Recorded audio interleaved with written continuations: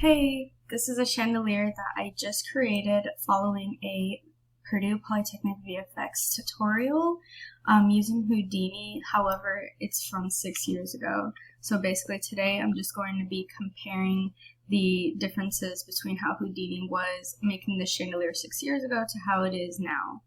So to start off, we're going to go to the object view, and then I'm going to click into chandelier.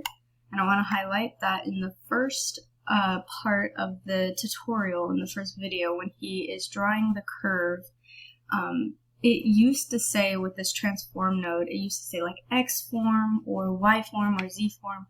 Now it just says transform. So that is the first difference that I noticed between Houdini 6 years ago to Houdini now. And you can also see that the transform node itself in the editing box is pretty much the same as how it used to be. Further along the tutorial, he gets into the smooth node, and I noticed that between this current version and on the video, the smooth node is now completely different. There is no more a cutoff frequency, there's no smoothing iterations. I guess they basically changed the names to strength and filter quality. And so that's how I managed to use the smooth node, is just really playing with this strength quantity and then the filter quantity. And it basically does the same job as what he does in the tutorial. Now, once I reached the part that I had the curve, it was smoothed out, it had a really nice shape, and we were ready to actually start adding some depth to it with the 3D shape to it, we got into the sweep mode. Now, this was a challenge for me to adapt to and really get to know the current version of Houdini, because initially when I first set the sweep node connected to the smooth node and the circle node, I noticed that the sweep node now is completely different to how it used to be on the video. And so I had to really play around with the properties of the sweep node to figure out what was going on. And it turns out that we do not need the skin node any longer, because the sweep node already does its job and connects the circles together. I never did have a problem like in the video where all the circles were copied over along the vertices but were not like connected together surface-wise.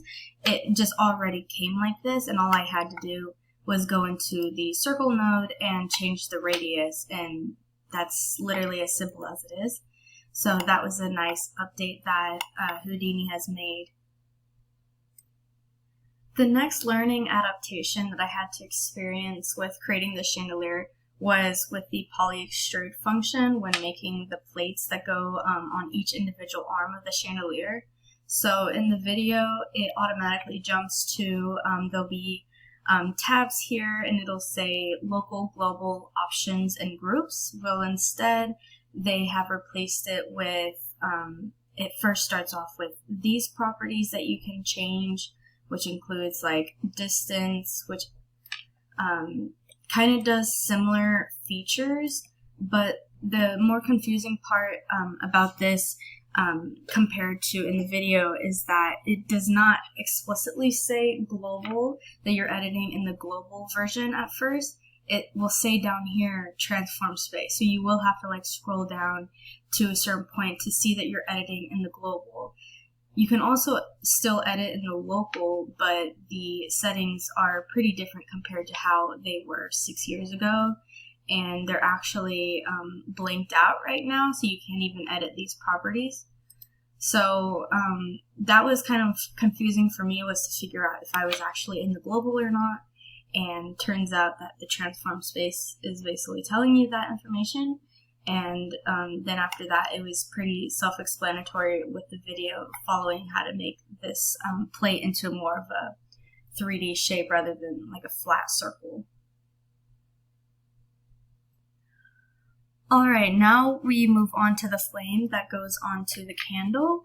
So in the video, we start off with a curve node, and then we use a revolve node to actually turn it into a 3D shape.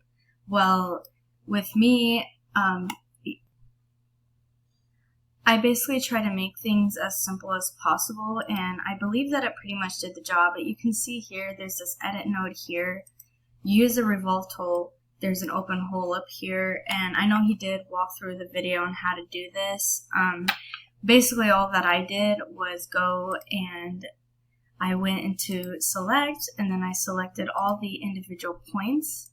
So you go to the revolve, and I just edit, just kind of tap on all of these points and select them all. And then I went to the scale tool and just kind of tried to scale them down.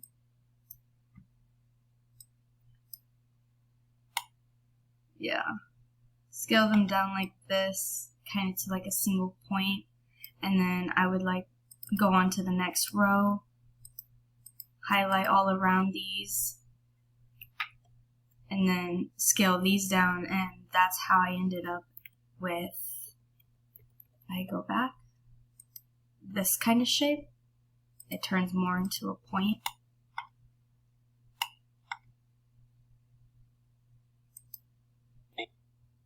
Now this is the finished product that you get when you finish the tutorial. Basically after that, the whole tutorial is pretty much on par with how Houdini is currently. I had very minimal issues with figuring out what needed to go where, what sort of properties to use. So that's basically the gist of like the differences between Houdini from 6 years ago and Houdini now. It was pretty self-explanatory, and I had a lot of fun doing this, so thank you for listening to me.